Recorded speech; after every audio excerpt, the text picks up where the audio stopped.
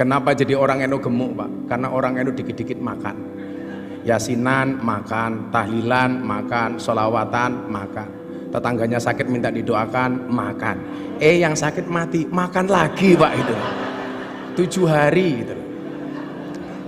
Mungkin pertanyaannya begini, kan katanya Pak Jokowi NU, kenapa kok kurus gitu.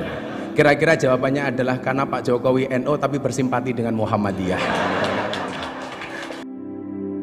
Assalamualaikum warahmatullahi wabarakatuh. Alhamdulillahil qail. A'udzubillahi samil alimi minasyaitonir rajim. Alladzi khalaqal mauta wal hayata liyabluwakum ayyukum ahsanu amala. Allahumma shalli wa sallim wa barik ala hadan nabiyil karim sayyidina wa maulana Muhammadin wa ala alihi wa sahbihi mujahidin at-tahirin, amma ba'du. Yang saya muliakan Bapak Presiden Republik Indonesia Insinyur Haji Joko Widodo, yang mudah-mudahan Allah senantiasa jaga kesehatan beliau dan istiqomah dalam kebaikan dan kemaslahatan, amin. Sahibul Bait, Ketua Umum PAN, saya biasa panggil beliau Pak Abi Zulkifli. Betul Bapak, saya diprank sama ketum, mengundang saya dengan membatalkan sekian banyak acara saya atas nama Presiden. Tapi saya berhusnudzon, ini bertanda amplopnya double Bapak, dari PAN dan dari Presiden. Ketua Umum yang hadir hari ini Bapak Erlangga, setahun yang lalu Bapak Presiden, beliau satu mobil dengan saya.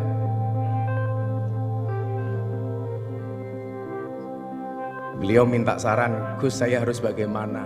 Waktu itu saya bilang, Pak Erlangga, tolong penampilan medsosnya agak gaul dikit, saya bilang. Dan ternyata kemudian dibuktikan sama beliau. Ketika Ronaldinho datang ditanya, Ronaldinho, what is the best goal? Ronaldinho jawab, goal Golkar, katanya. Waktu itu.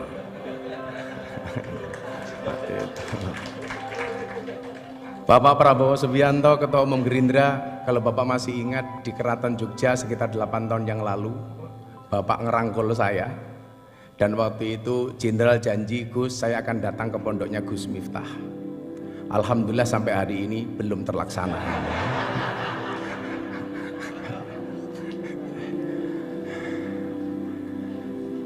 Ketua Umum PKB senior saya santri, dari saya kenal beliau dari Cak Imin, kemudian Gus Ami, sampai menjadi Gus Muhaimin,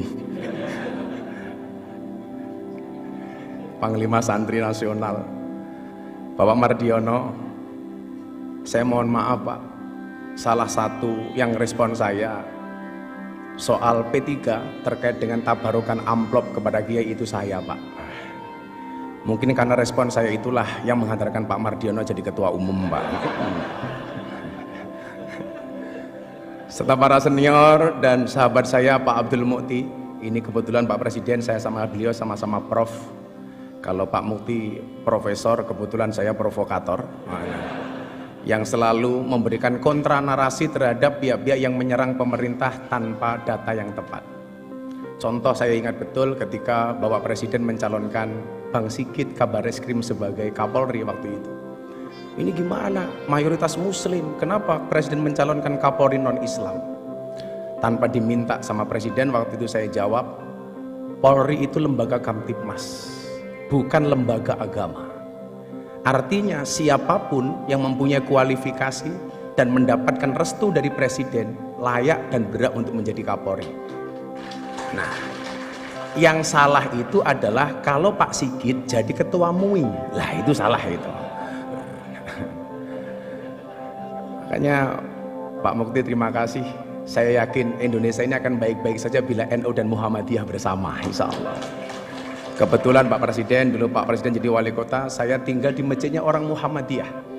Waktu itu saya jadi James Bond, jaga masjid dan kebon. 4,5 tahun saya di masjidnya Muhammadiyah. Alhamdulillah nggak ada masalah Bapak. Masalahnya cuma satu. Gara-gara saya ikut Muhammadiyah, saya kurus, berat badan saya hanya 40 kilo. Kenapa saya ikut Muhammadiyah kurus? Karena Muhammadiyah belas, nggak pernah ada selamatan, Pak.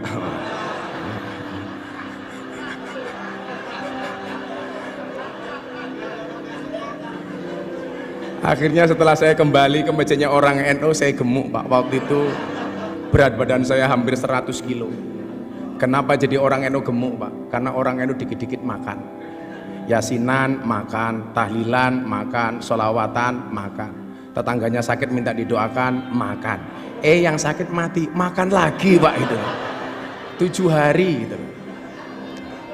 Mungkin pertanyaannya begini, kan katanya Pak Jokowi NU, kenapa kok kurus? Gitu. Kira-kira jawabannya adalah karena Pak Jokowi NU tapi bersimpati dengan Muhammadiyah. Bapak Ibu yang saya muliakan, beberapa hari yang lalu saya terenyuh.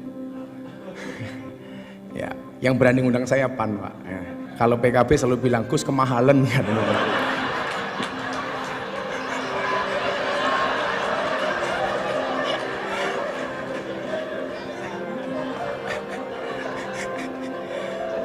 Nah, beberapa hari yang lalu Bapak Ibu, saya menyaksikan presiden kita waktu itu, beliau dawuh berbicara tentang beberapa kelakuan yang kurang bijak yang dilakukan oleh para pegawai pajak, bea cukai, kepolisian dan lain sebagainya.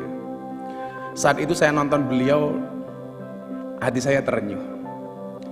Inilah yang kemudian kenapa Allah perintahkan kita untuk berpuasa. Tadi Prof Mukti menyampaikan bahasa Arabnya puasa dalam Al-Quran bisa kita lihat dalam surat Maryam ayat 26. Di situ Allah menyebut kalimat saum. Al-Baqarah 183 sampai 185 Allah menyebut dengan kalimat asyam. Yang bahasa Arab ini Bapak Presiden ini dijawakan. Makanya kalau Pak hari Senin Pak Jokowi kenapa nggak sarapan? Kenapa Pak mboten sarapan nembe siam? Ini bahasa Arab yang dijawakan. Banyak Pak, kursiyun itu kursi bahasa Arab menjadi kursi, mistorotun mistar, penggaris menjadi mistar. Tapi hebatnya orang Jawa, banyak orang Jawa yang namanya Arab, tapi nggak ada orang Arab yang namanya Jawa, Pak. Gitu loh. Orang Jawa namanya Miftah, orang Jawa namanya Muhaimin, orang Jawa namanya Pak Hatta, Pak Mukti. Tapi nggak ada Pak, orang Arab namanya Eko Patrio, itu nggak ada, Pak, itu nggak ada.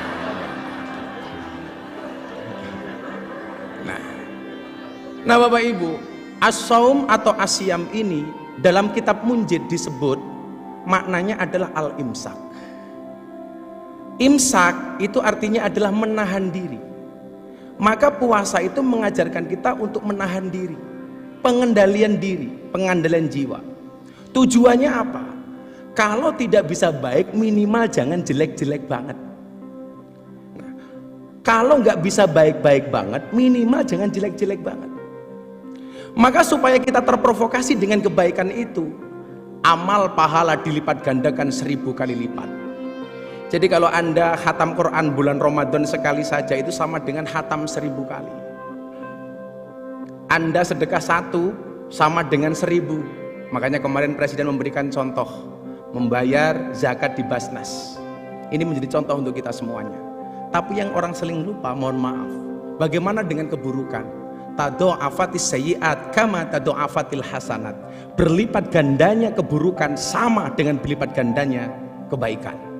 Artinya kalau kebaikan 1 dibalas 1000, keburukan juga sama. Maka hari ini mohon maaf, kok Anda maling uangnya rakyat 1, itu sama dengan maling 1000. Hati-hati.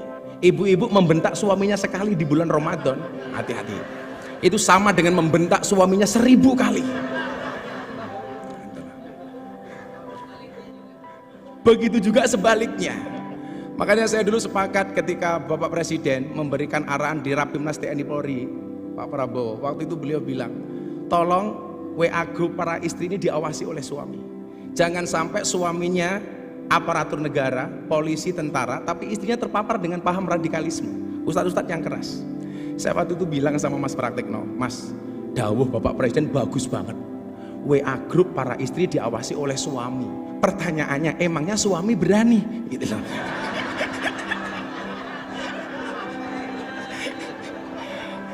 Yang ada istri yang ngawasi suami, Pak, itu. Karena perempuan itu, mohon maaf, kayak teman-teman puan ini, perempuan tuh karakternya satu, Bapak Presiden. Kalau disakiti nggak pernah lupa, kalau menyakiti nggak pernah ingat, Pak. Itulah tulisannya itu.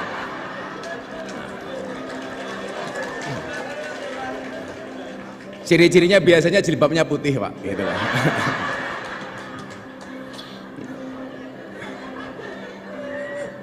Yang jilbabnya biru, insya Allah lah. Gitu lah. Lebih parah, gitu lah. Nah, maka kemudian supaya kita ini menjadi baik, Allah punya mekanisme. Yang bikin larang ini loh Cak Imin itu lah. Beda kalau yang undang PKB murah, dinyang gitu.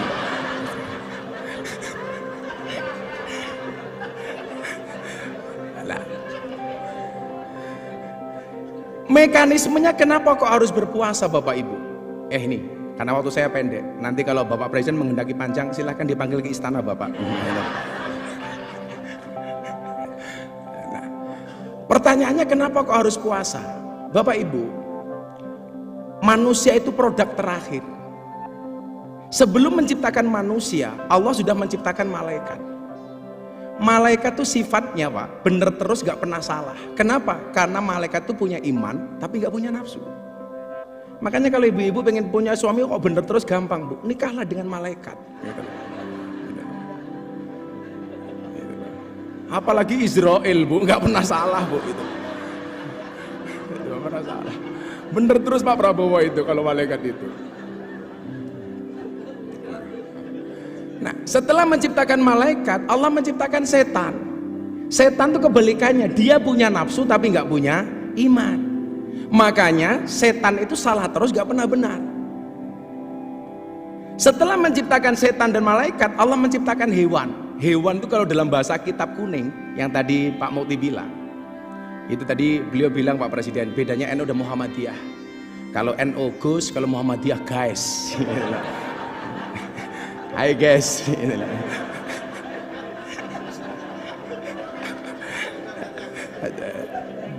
Nah, ada hewan itu kalau dalam bahasa kitab disebut rumangkang. Ada hewan satu galak.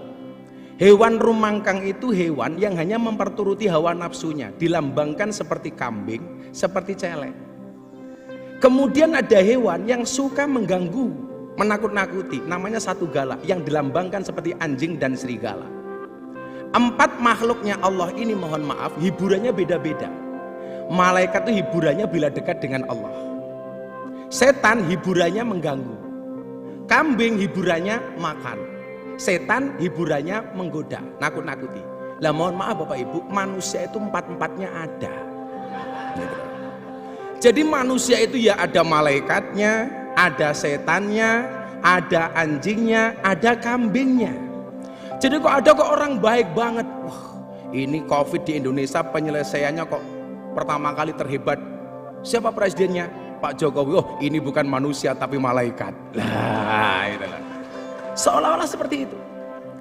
Kok ada orang kok sukanya ganggu tok. Kita dengan gampang mengatakan, oh setan ini gitu. Kok ada orang sukanya hanya nakut-nakuti, kita dengan gampang mengatakan ini kok kayak anjing. Tapi sebaliknya, orang kok yang dipikir cuman makanan tok, itu berarti kelasnya kayak kambing. Pagi nasi goreng, siang pecel, sore soto, malam masih Indomie lah. Wedus gitu kan itu. Lah.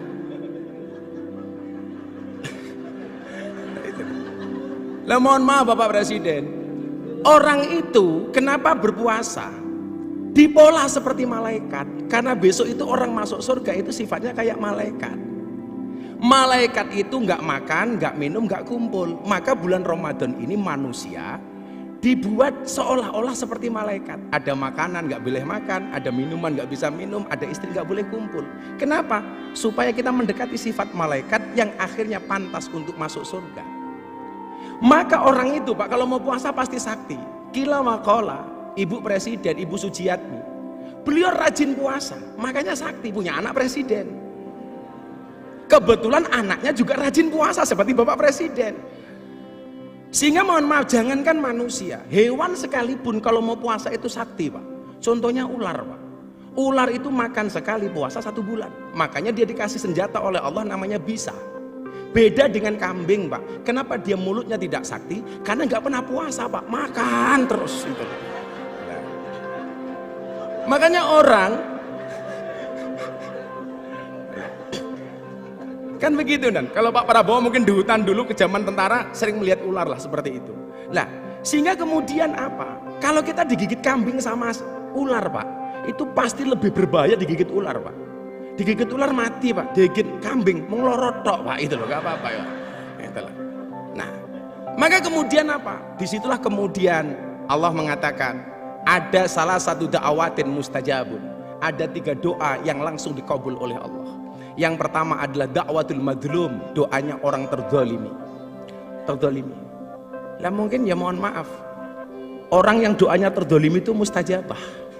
Kenapa kok Indonesia makmur? Karena kita sering lihat Pak Jokowi itu sering dizalimi, sering dibully, Pak. Makanya kalau doa beliau mustajabah itu lumrah, Pak, itu loh. Gitu loh. Makanya kalau Cak Imin pengen doanya mustajabah, ya siap-siap saya zalimi Cak Imin itu.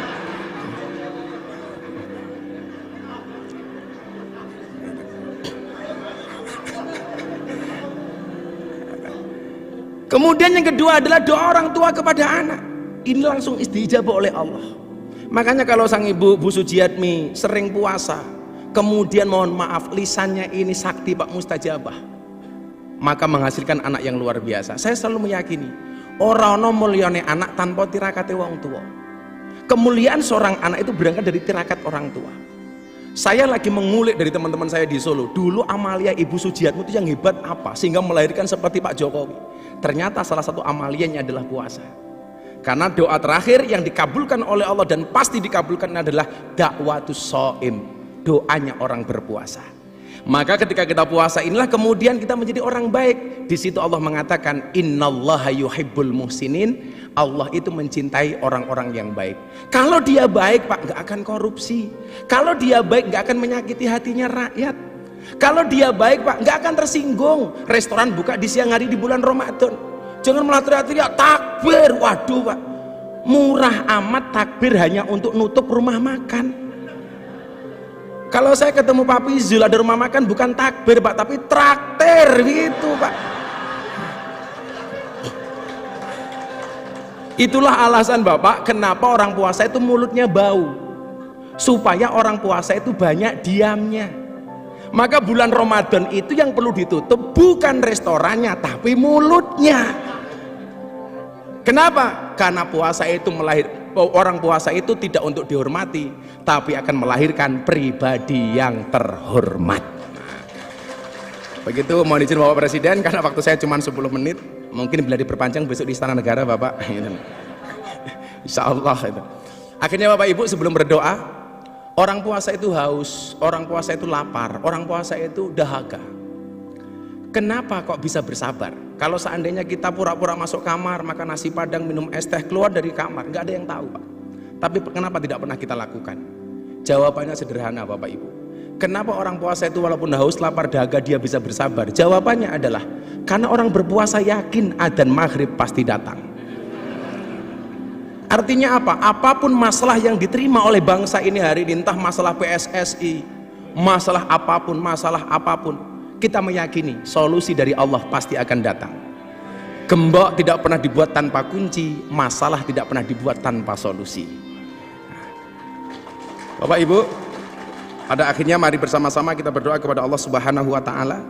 Mudah-mudahan di bulan Ramadan, bulan yang penuh dengan maghfirah dan ampunan ini, bangsa Indonesia mendapatkan kemuliaan dari Allah Subhanahu wa taala. Bismillahirrahmanirrahim. Allahumma sholli ala sayyidina Muhammad wa ala ali sayyidina Muhammad walhamdulillahi rabbil alamin.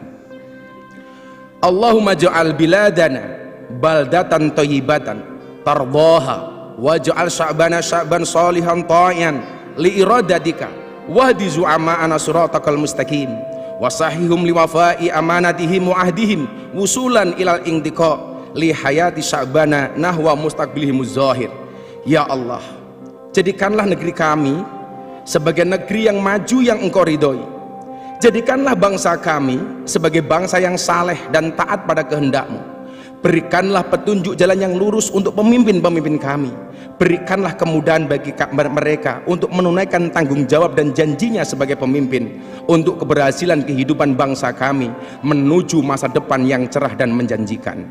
Ya Allah, ya Tuhan kami, hindarkanlah kami dari malapetaka, bala dan bencana, kekejian dan kemungkaran, sengketa yang beraneka, kekejaman dan peperangan yang tampak dan tersembunyi dalam negeri kami khususnya Indonesia ya Allah, dan dalam negara kaum muslimin umumnya ya Allah. Sesungguhnya Engkau ya Allah Maha berkuasa atas segala sesuatu. Allahumma aftah lana abwabal khair wa abwabal barakah wa abwabal ni'mah wa abwabal rizqi wa abwabal quwwah wa abwabal sihah wa abwabal salamah wa abwabal afiyah wa abwabal jannah. Allahumma afina min kulli bala'id dunya wa adabil akhirah. Ya Allah ya Rabb, bukakanlah bagi kami pintu kebaikan, pintu keberkahan, pintu kenikmatan, pintu rizki, pintu kekuatan, pintu kesehatan, pintu keselamatan, pintu afiah dan pintu surga. Ya Allah, jauhkan kami dari semua ujian dunia dan siksa akhirat. Allahumma rabbana taqabbal minna salatana wa siyamana wa qiyamana wa ruku'ana wa sujudana wa qu'udana wa tadarru'ana wa tahassu'ana wa ta'abbudana wa tammim taksirana ya Allah ya Rabbal Alamin. Ya Allah ya Rabb, terimalah salat kami, terimalah puasa kami, terimalah rukuk kami, terimalah sujud kami, duduk rebah kami, kerendah dirian kami, kekhusyuan kami, pengabdian kami, dan sempurnakanlah apa yang kami lakukan selama kami menunaikan sholat ya Allah, Tuhan seru sekalian alam.